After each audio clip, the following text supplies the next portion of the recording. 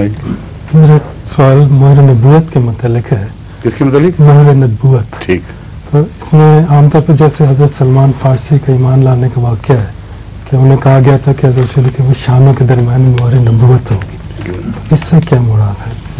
इससे मुराद सिवाय इसके कि एक इलामत हो और कुछ भी नहीं है, क्योंकि हज़रत सल्लल्लाहु अलैहि वसल्लम खुद मोहर हैं कुरान के मुताबिक, खातमुन नबीयीन, और नबियों पर लगने वाली मोहर हैं।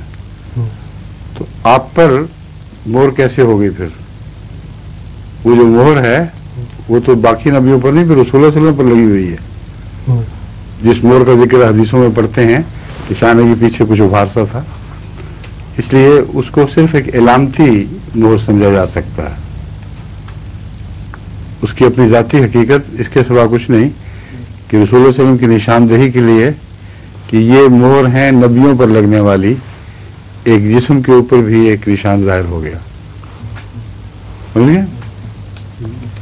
हजूर, मेरा सवाल यह है कि सूरह काफ आयत 61 में एक बुजुर्ग का वाक़या है जिसकी गारमदी कुछ तफसील करते हैं जो मुझे अजीब लगती है। क्या लगती है आपको? ये तफासिल कहाँ से लेते हैं? वो ये है कि मसलन